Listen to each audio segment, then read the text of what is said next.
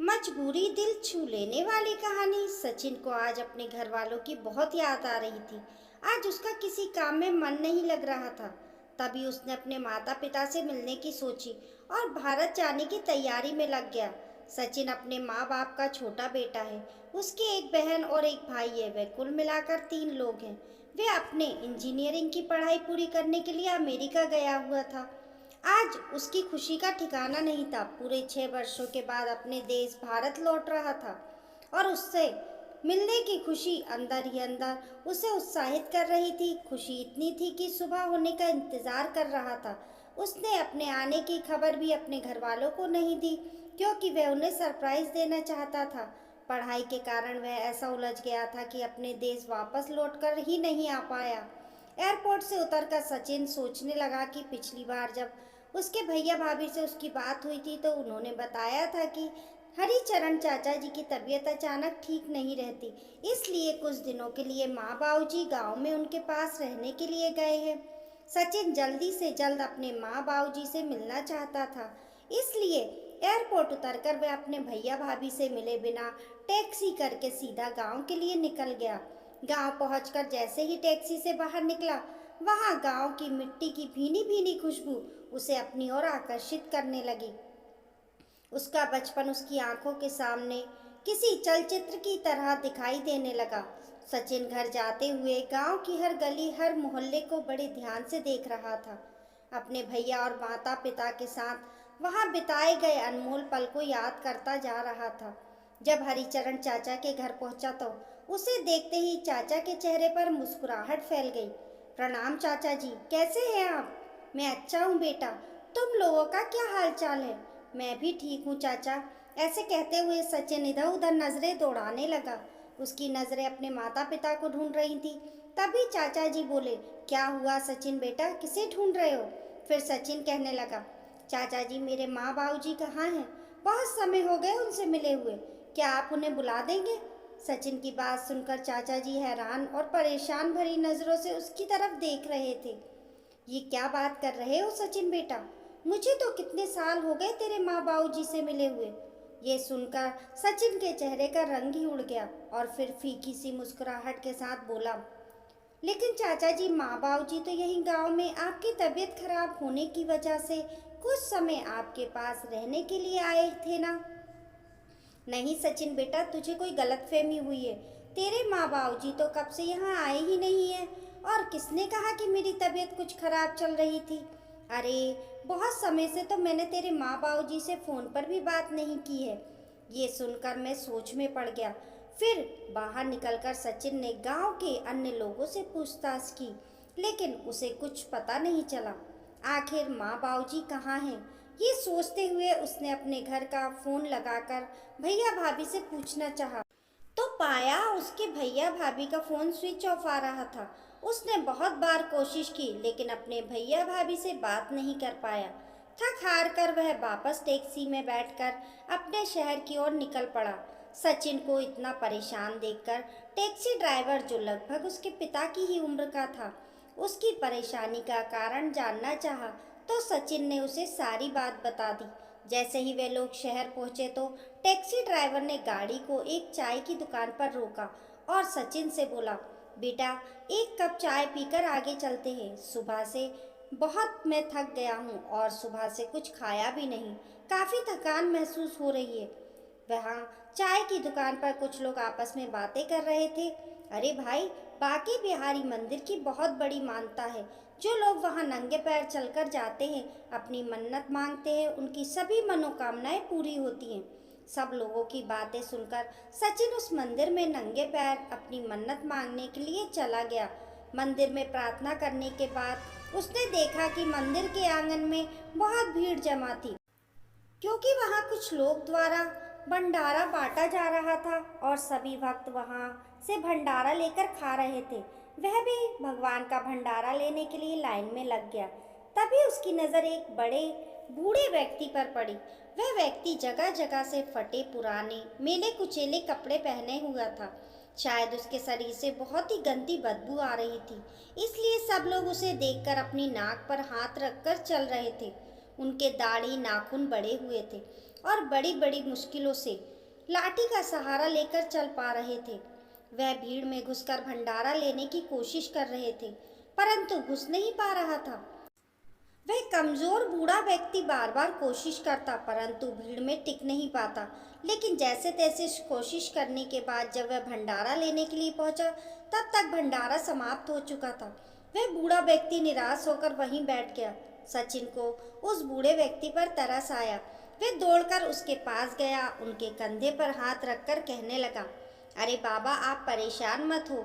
जो भंडारा मिला है आप खा लीजिए, वैसे भी मेरा पेट भरा हुआ है। जैसे ही भंडारा देने के लिए उस बूढ़े व्यक्ति ने अपना सर उठाया, वैसे ही सचिन एकदम से चौंक गया। उस व्यक्ति में अपने माता पिता की झलक दिखाई दी। वह भंडारा देते ही अचानक रुक गया और उस व्यक्ति की ओर गौर से देखा तो उसे ऐसा लगा जैसे उसके आंखों के सामने अंधेरा ही छा गया हो। वह देखकर दंग रह गया था कि वह फटे पुराने मेले कुचेले कपड़े में वह बुजुर्ग व्यक्ति कोई और नहीं बल्कि उसके पिता मोहन दास जी थे, जिनकी आंखें चेहरे के अंदर घुसी हुई थी। शरीर कंकाल मात्र रह गया था। उनके शरीर से बहुत ही गंदी बदबू आ रही थी। ऐसा लग रहा था जैसे कितने महीनों से नहाया ही नहीं है। सचिन को अपनी आंखों पर यकीन नहीं हो रहा था। उसकी आंखों में आंसू आ गए। तभी रुंधारे हुए गले से वह बोला, पिताजी आप यहाँ इस हालत में, आपकी हालत कैसे हो गई और आप कहाँ चले गए थे? मैंने आपको कहाँ कहाँ नहीं ढूंढा। ऐसे कहते हुए सचिन अपने पिता के गले लगकर फूट फूट कर रोने लगा। तभी मोहनदास जी ने उसे झटकते हुए कहा, अब क्या लेने आया है मेरे पास, या फिर देखने आया है कि तेरे माँ बाप जिंदा हैं या मर गए? तभी सचिन बोला, नहीं पिताजी, ऐसा मत कहिए, मुझे आप लोगों की ऐसी हालत के बारे में कुछ भी मालूम नहीं था। तभी मोहनदास जी उसे गुस्से भरी नज़रों से देखते हुए बोले, अच्छा चलो मान लिया कि तुम्हें हमारी हालत के बारे में पता नहीं था, लेकिन हमें यहाँ आए हुए 6 महीने बीत गए हैं। अपने भैया भाभी को तो घर पर तू रोज फोन करता ही होगा। क्या तूने हमारे बारे में अपने भैया भाभी से पूछना तक जरूरी नहीं समझा? नहीं पिताजी, ऐसी बात नहीं है। मैंने भाभी से आपके बारे में पूछा था तो उन्होंने बताया कि गांव में चाचा जी की तबीयत कुछ ठीक नहीं है। चाचा जी को देखने के लिए आप गांव में जा रहे हैं तो कुछ दिन गांव के शुद्ध वातावरण में रहकर ही आएंगे। मैंने कुछ दिनों के लिए माँ बाबूजी को गांव भेज दिया है। मैंने उनसे पूछा था कि माँ बाबूजी गांव में कैसे रहते हैं, क्योंकि अब गांव का मकान तो बिक चुका है। तो भाभी ने मुझे बताया कि आप लोग हरिचरण चाचा के मकान में रहने वाले हो। उसने ये सब बातें मुझे ऐसे बताई कि मैं भी उनकी बातों पर यकीन कर लिया।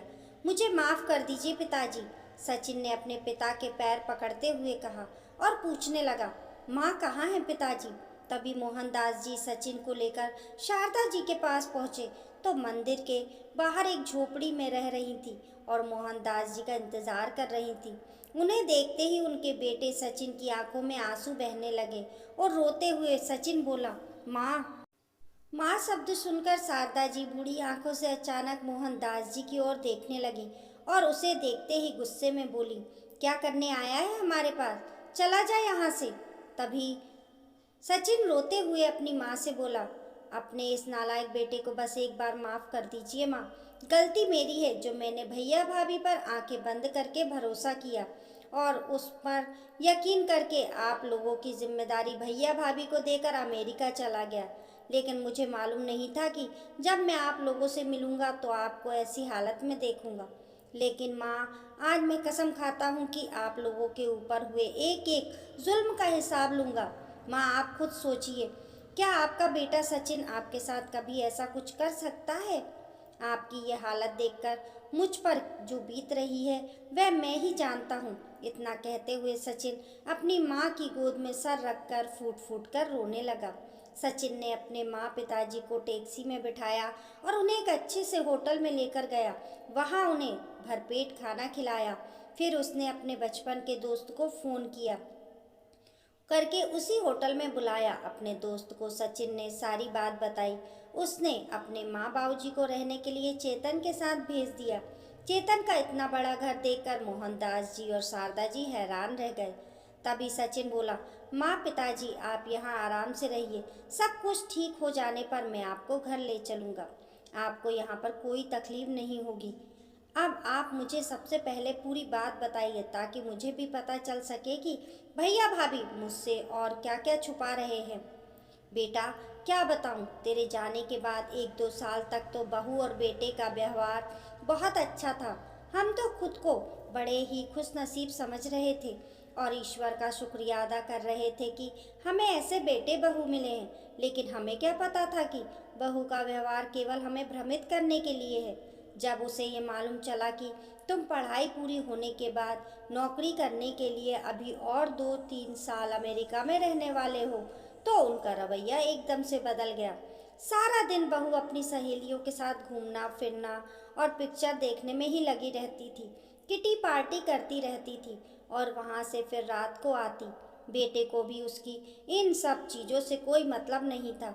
वह भी हमेशा बहू का ही साथ दिया करता था और घर के सारे काम करने का जिम्मा केवल और केवल तेरी माँ की ही था। फिर मोहनदास जी बोले, बेटा, वे हमसे रोजाना बदतमीजी करती थी और यदि तुम्हारी माँ कुछ बोलती तो घर में तांडव मचा देती थी और बेटे से कुछ कहो तो वे हमेशा ये बात कहकर टाल दिया करता था कि ये सास बहू के बीच की बात है, मैं इसमें नहीं पड़ूंगा। एक दिन सुबह जब हम लोग नींद से जागे तो देखा कि बहू बेटा घर से गायब थे। हमने पूरा घर देख लिया लेकिन वह कहीं नहीं थे।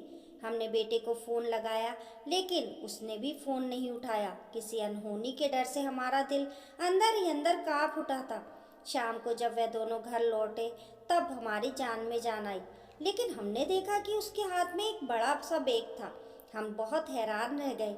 इससे पहले कि हम उससे कुछ पूछते, उसने बोला, माँ, पिताजी, आप लोग आज से अभी से अपना सामान अपने कमरे में से निकाल लीजिए, टीन के नीचे रख दीजिए। आज से आप लोग वहीं रहेंगे क्योंकि आज से मेरे माँ और बाबूजी इस घर में रहेंगे। ये क्या कह रही हो बहू तुम? हम टीन के नीचे कैसे सो सकते हैं? तुम्हें सुनाई नहीं देता मैंने क्या कहा? आज से मेरे माँ बाबूजी यहीं रहेंगे। अरे एक काम करो, तुम्हारी माँ और शारदा जी तुम तीनों एक कमरे में सो जाओ और मैं, तुम्हारे बाबूजी और बेटा जतिन, हम तीनों एक कमरे में अपने बेड पर सो जाएंगे। मोहनदास जी बोले। तो वह बोली, मैंने कब कहा कि मेरे माँ बाबूजी कुछ समय के लिए आए हैं?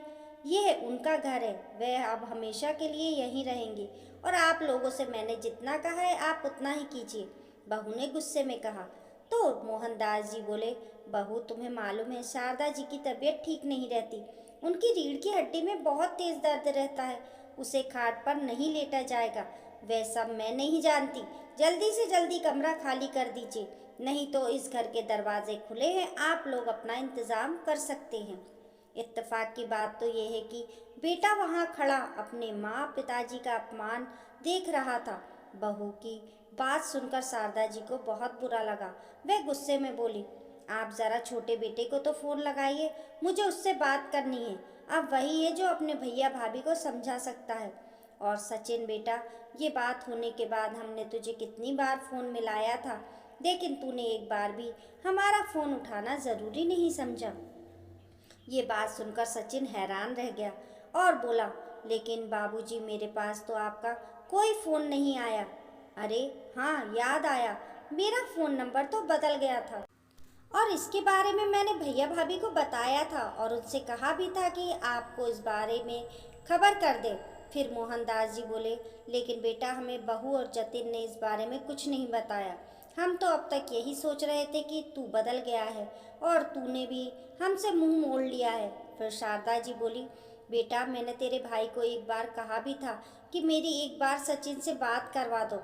इतना कहते ही बहू भड़क गई और बोली, मेरे पति ने आपका ठेका नहीं ले रखा जो बैठे बैठे आपको रोटियां भी खिलाए और फ़ोन पर बात भी करवाए?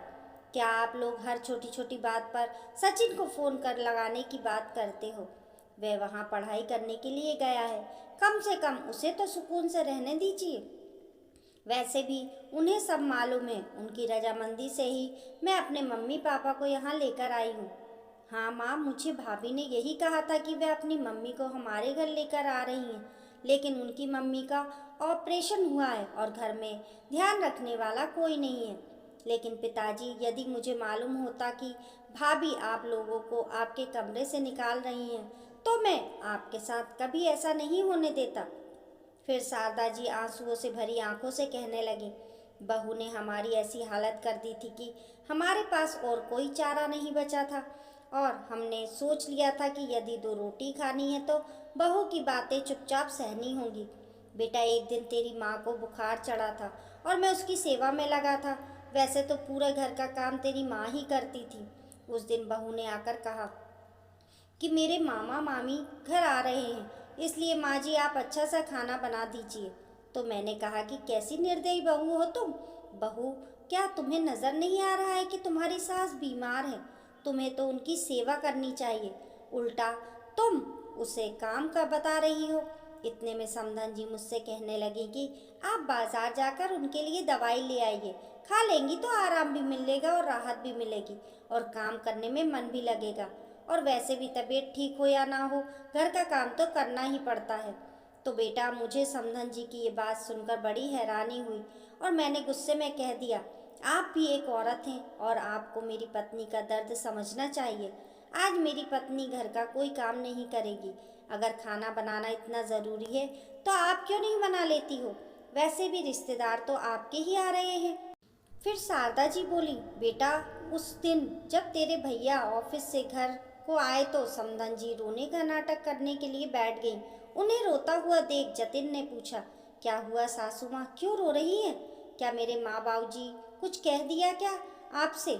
तब बहू ने दोपहर में हुई बात को इतना बड़ा चढ़ाकर बताया और कहने लगी, तुम्हारे माँ बाबूजी ने आज तो मेरी माँ का अपमान ही कर दिया। मैं पूछती हूँ, ये घर जब मेरा है तो क्या इस घर में रहने का अधिकार मेरे माँ बाबूजी का नहीं है?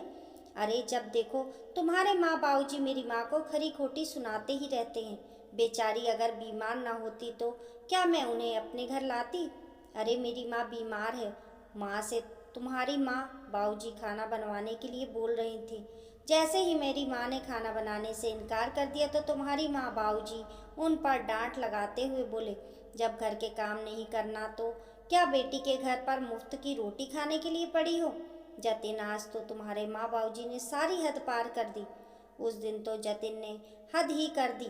बहू की बातों में आकर उसने हमें घर से निकल जाने को कहा। उसने कहा, घर में रहना है तो चुपचाप सारे काम करो, वरना इस घर से निकल जाओ, हमारे घर से। बेटा, अगर बहू कुछ कहती तो फिर भी सहन हो जाता, लेकिन उस दिन तो ऐसा लगा जैसे हमारे शरीर से प्राण ही निकल गए हों। उस दिन के बाद से बहू और समधन जी दोनों मिलकर आए दिन हमें बातें सुनाते रहते। बहू ने तो हमें खाना तक देना बंद कर दिया था। जैसे तैसे करके मैं तेरे पिताजी रसोई घर में जाकर अपने लिए खाना बनाकर लेते और खा लेते। उसमें भी बहू चिल्लाती थी। एक दिन घर पर बहू ने पार्टी रखी थी। घर पर बहू की बहुत सारी सहेलियां आई हुई थी। उस दिन बहू ने हमसे कहा कि रसोई में 30 लोगों का खाना बनाना है और तेरे बाबूजी को कुछ पैसे देकर बाजार से सामान लाने के लिए भेज दिया और मुझे खाना बनाने के काम पर लगा दिया। और यहाँ तक कि जब खाना तैयार हो गया तो सबको परोसने के लिए भी हम दोनों को कहा गया। समधन जी और बहू मेहमानों के साथ डीजे पर नाचने में व्यस्त हो गई थी। सब लोग हंसी ठिठोली कर रहे थे। बीमार होने के कारण मुझसे इतना काम नहीं किया जा रहा था। ऐसा देखकर तेरे पिताजी का गुस्सा उबल पड़ा और उन्होंने सारा खाना उठाकर फर्श पर गिरा दिया। ये सब देखकर बहू का गुस्सा 7वें आसमान पर पहुंच गया और वह चिल्लाकर बोली, आप लोगों की इतनी हिम्मत कि मेरी सहेलियों के सामने मेरी बेइज्जती कर दी। उधर बहू की माँ बहू को भड़काते हुए कहने लगी, बेटी, तुम ही इन लोगों पर तरस खाकर इस घर में रखी हुई हो। अरे मैं तो कहती हूँ इन दोनों को घर से निकाल कर बाहर क्यों नहीं करती? हाँ माँ, आप ठीक कह रही हैं। इन्हें घर में रखकर मैं इन पर एहसान कर रही हूँ और ये मेरे एहसान का इस तरह बदला ले रहे हैं। जल्दी से अपना सामान उठाइए और चले जाइए यहाँ से। बेटा, दिल तो हमारा जब टूट गया जब तेरे भाई ने हमारा सारा सामान उठाकर दरवाजे के बाहर फेंक दिया। जब अपना बेटा ही ऐसा हो तो बहू से क्या उम्मीद रखे? ये सब बातें बताते हुए शारदा जी फूट फूट कर रोने लगी और कहने लगी, बेटा, तू नहीं जानता, तेरे भाई ने रात के अंधेरे में हमें घर से बाहर निकाल दिया। ये भी नहीं सोचा कि हम दोनों बुढ़े बुढ़िया इतनी रात में कहाँ जाएंगे। पूरी रात हम दोनों ने घर के चबूतरे पर बैठकर काटी और रात भर हम दोनों यही सोचते रहे कहाँ जाएंगे। हमारा गांव वाला मकान भी अब अपना नहीं रहा था। हम लोग सड़क पर आ गए थे। मेरी हालत तो पहले से ही खराब थी। अपमान सहकर तेरे पिताजी भी बीमार रहने लगे थे। अब हम दोनों कहाँ जाते, कैसे खाते, इसलिए हम इस मंदिर के बाहर आकर बैठ गए और भीख मांगकर अपना गुजर बसर करने लगे। लेकिन तुम हम तक कैसे पहुँचे बेटा? शारदा जी ने पूछने पर सचिन ने कहा, माँ, आप लोगों को घर से निकालने के बाद भैया भाभी ने मुझसे कहा था कि आप लोग हरिचरण चाचा के पास गांव में चले गए हैं। और जब मैंने कुछ दिनों के बाद उनसे पूछा कि माँ बाबूजी का कोई फ़ोन क्यों नहीं लग रहा है, तो उन्होंने बताया कि आपका फ़ोन घर पर ही रह गया है और आप लोग गांव वालों के साथ चारों धाम की यात्रा पर गए हैं। इस कारण आप लोगों से बात नहीं हो पाएगी। मुझे थोड़ा शक भी हुआ, क्योंकि यदि आप तीर्थ यात्रा पर जाते तो मुझसे एक बार बात ज़रूर करके बताते, यूं ना बिना बताए जाते। इसलिए जैसे ही मेरी पढ़ाई पूरी हुई मैं जल्दी आप लोगों से मिलने के लिए भारत वापस आ गया। मुझे आप लोगों की बहुत चिंता हो रही थी। जब आप लोगों से मिलने में गांव गया तो पता चला कि आप लोग तो गांव कभी गए ही नहीं थे। गांव से लौट रहा था, इसलिए यहाँ माथा टेकने के लिए पहुँचा और आप लोगों को ऐसी हालत में पाया। लेकिन आप लोग बिल्कुल चिंता मत करना, अब मुझे सब पता चल चुका है। अब तो भैया भाभी को और उनकी माँ को मज़ा चखाना है। भैया भाभी को सबक ना सिखाया तो मैं भी आपका बेटा नहीं। ऐसा कहकर सचिन अपने घर लौट आया। जैसे ही घर पहुंचा तो देखा दोनों माँ बैठी बैठी नूडल्स का आनंद ले रही थी। इस समय तान्या की माँ बोली, बेटी तूने अपने सास ससुर को यहाँ से निकाल तो दिया, लेकिन एक बार देखना तो चाहिए था कि वे लोग कहाँ गए और क्या कर रहे हैं। कहीं उन्होंने अपने बेटे को सारी खबर कर दी तो हमारा क्या होगा? तान्या ने कहा, उन्हें अपने बेटे का फ़ोन नंबर ही नहीं मालूम तो वह उसे फ़ोन कैसे करेंगे? माँ, आप निश्चिंत रहिए। वैसे भी उनके माँ बाप को हमने नहीं, उनके भाई ने घर से निकाला है।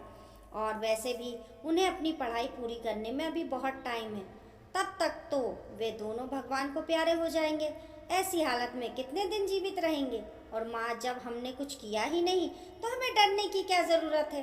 हंसते हुए तान्या ने कहा। तभी भाभी की माँ बोली, लेकिन बेटा अगर सचिन पूछेगा तो क्या बताओगी? फिर तान्या ने कहा, माँ, जब तक आपके दामाद जी हमारे साथ हैं हमें कुछ भी कहने की ज़रूरत नहीं पड़ेगी। और जब सचिन वापस आएगा तब सोचेगा कि क्या करना है।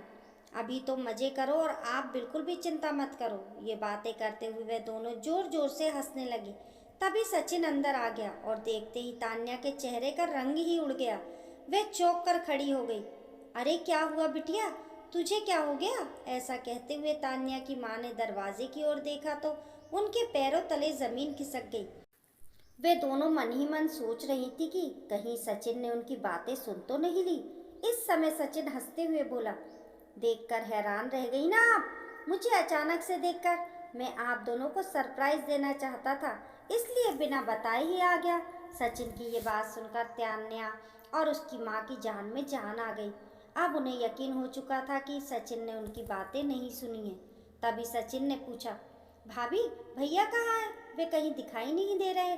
अरे देवर जी, अभी थोड़ी देर में ऑफिस से आते ही होंगे आपके भैया। अच्छा भाभी, ये बताइए मम्मी पापा कब तक आ रहे हैं चारों धाम की यात्रा से? अरे भाभी, तुम्हें पता है मैंने कब से बात नहीं की है मम्मी पापा से। वे दोनों ठीक तो है ना? उसने चेहरे पर हल्की सी मुस्कान लेते हुए कहा, देवर जी आप बिल्कुल भी चिंता मत कीजिए, मम्मी पापा बिल्कुल ठीक है और उनकी यात्रा जिस समय पूरी हो जाएगी वह घर जल्दी ही वापस आ जाएंगे। मेरी उनसे बात हो चुकी है। आप अपने कमरे में जाकर आराम कर लीजिए, तब तक आपके भैया भी आ जाएंगे।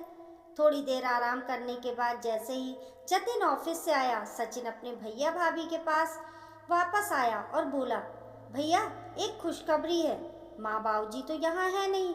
अब आप दोनों मेरे साथ कुछ समय के लिए अमेरिका चलिए। आप लोग भी तो देखो आपका भाई अमेरिका में कैसे रहता है। अरे मैंने आप दोनों का वीज़ा भी बनवा दिया है। मुझे ज़्यादा छुट्टी नहीं मिली है। हम 2 दिन बाद अमेरिका के लिए निकलेंगे। माँ और पिताजी तो तीर्थ यात्रा पर गए हैं। जब वे दोनों वापस आ जाएंगे तब आप वापस लौटकर यहाँ आ जाना। अब तुम जल्दी से जल्दी अपनी पैकिंग शुरू कर दो। ये बातें सुनकर भैया भाभी की खुशी का ठिकाना ना रहा।